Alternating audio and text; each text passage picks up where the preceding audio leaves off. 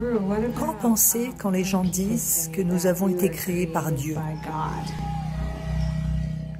Voyez, de toute évidence, vous ne vous êtes pas créé vous-même, ça c'est sûr. Nos idées de Dieu peuvent varier d'une culture à l'autre. Différentes personnes à travers le monde ont différentes idées à ce sujet, différentes croyances à ce sujet.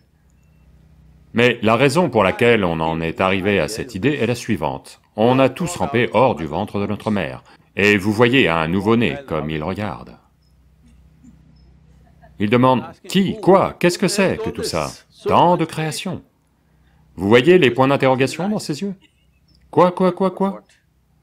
Tellement. Qui a fait tout ça? Évidemment, en premier, il regarde sa mère. Eh bien, la mère vous a enfanté, mais elle ne peut pas enfanter la planète. Ensuite, vous regardez votre père, eh bien, de toute évidence, il ne peut pas faire tout ça. Ensuite, vous avez regardé tous les autres adultes autour de vous, personne ne semble capable de faire tout ça. Alors, étant des êtres humains, on dit, il y a un grand être humain assis là-haut. C'est lui qui fait tout ça. Je suis désolé, mesdames, c'est un homme.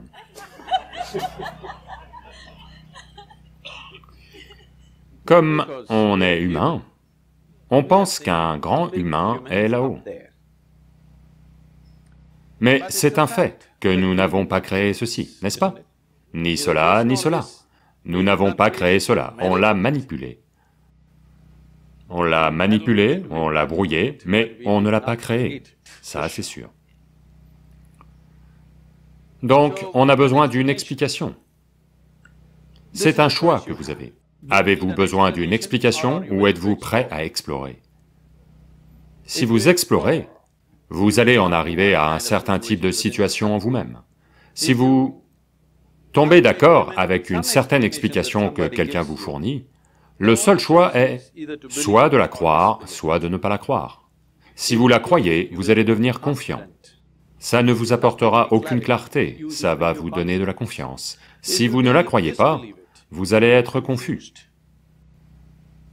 Si vous êtes joyeusement confus, c'est absolument merveilleux. Mais la plupart des gens ne savent pas comment gérer leur confusion joyeusement. Quand ils deviennent confus, ils se rendent malheureux. Mais la chose la plus merveilleuse de l'intelligence humaine, c'est de voir que ce que vous ne savez pas, vous ne le savez pas.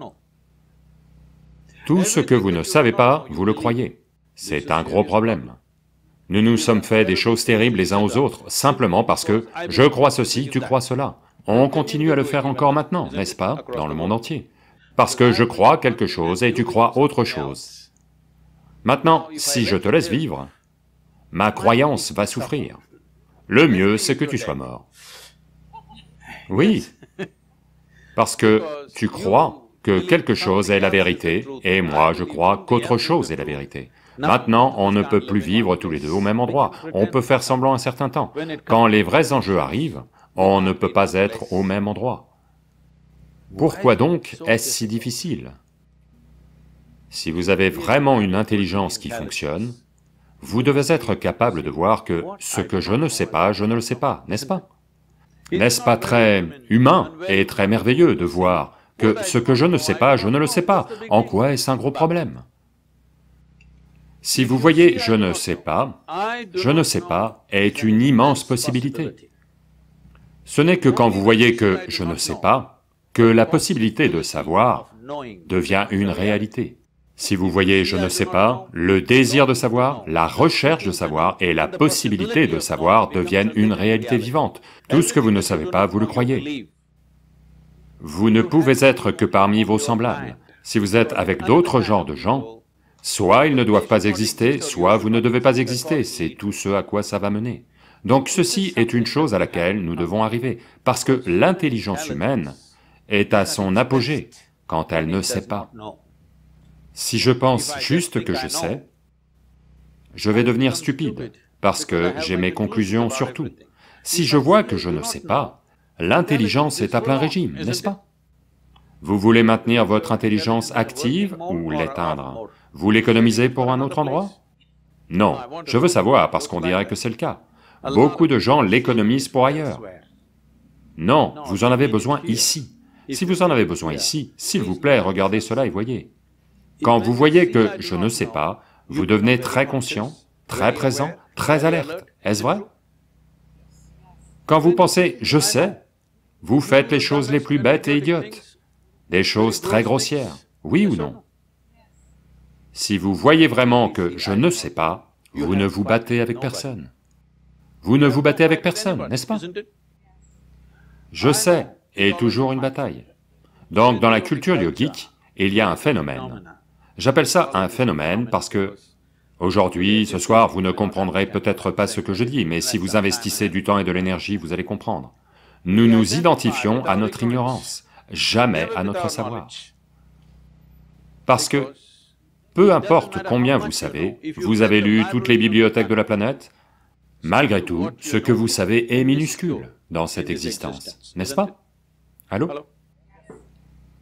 Mais votre ignorance est sans limite, oui ou non? Donc, si vous êtes identifié à votre ignorance, vous serez un être humain sans frontières, sans limite. Si vous êtes identifié à votre savoir, vous allez devenir un être humain constipé. Constipé veut dire que ça a lieu petit à petit. C'est comme ça que la vie a lieu en ce moment. Petit à petit, elle a lieu. Elle n'a pas lieu de façon belle, elle a lieu petit à petit. Nous devons lutter pour trouver un moment de joie quelque part. Nous devons faire tellement de choses pour éprouver un moment d'extase. Si vous voulez simplement vivre ici, débordant d'extase sans nom dans chaque cellule de votre corps, à chaque instant de votre vie, alors vous devez vous identifier à votre ignorance. Vous devez accepter votre ignorance. Si vous acceptez votre ignorance et prêtez suffisamment attention, si vous êtes ignorant, vous êtes naturellement attentif, n'est-ce pas? Si vous prêtez suffisamment attention, vous verrez qu'avec tout ce savoir scientifique que nous avons, on ne connaît toujours pas un atome dans son intégralité. On sait comment les utiliser, on sait comment les briser, on sait comment les fusionner, on sait comment les faire exploser, mais on ne sait toujours pas ce que c'est, encore aujourd'hui, oui ou non?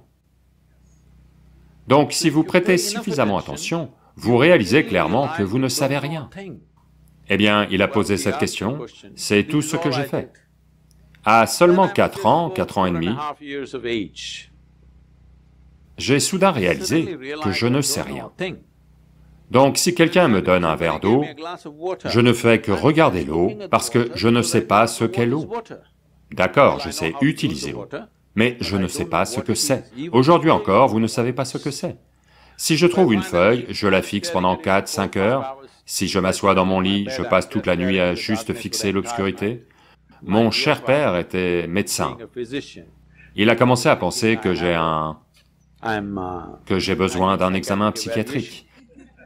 Donc ce garçon passe simplement tout son temps à fixer quelque chose. Mon problème, c'est que je regarde ceci, et je ne sais toujours pas ce que c'est. Donc je suis incapable de déplacer mon attention sur quoi que ce soit d'autre. Si je regarde ceci, je ne fais que le fixer parce que je ne l'ai pas encore compris. Donc, si vous prêtez suffisamment attention, cet univers n'ouvre ses portes qu'à ceux qui prêtent suffisamment attention. Toute porte qui s'est ouverte pour vous dans votre vie, s'est ouverte parce que vous avez prêté attention à cette dimension de la vie, oui ou non? Ça ne marche que comme ça.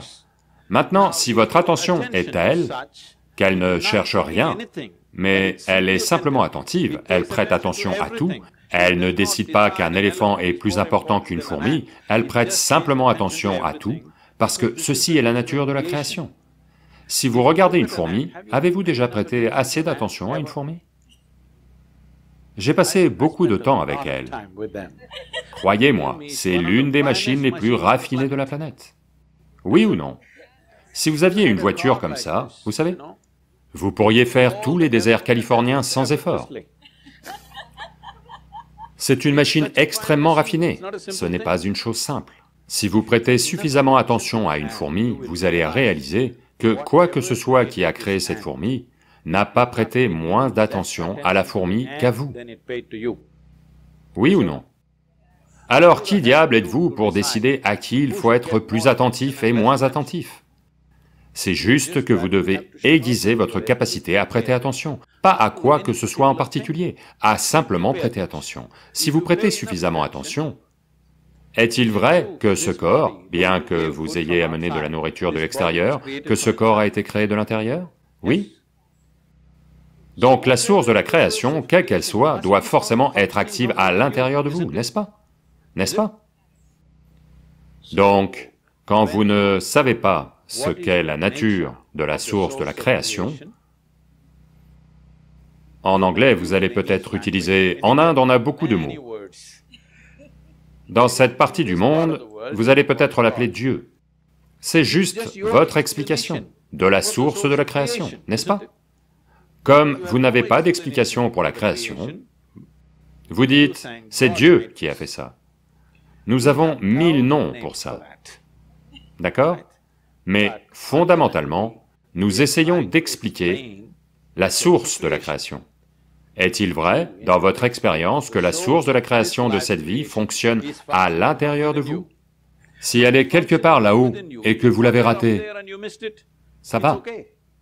Si elle fonctionne à l'intérieur de vous et que vous l'avez ratée, n'est-ce pas une tragédie? Allô? Si la source de la création palpite en vous et que vous ne l'avez pas remarquée, n'êtes-vous pas une tragédie? Donc toute ma vie et mon travail consistent juste à éviter cette tragédie aux gens. Merci. Merci beaucoup.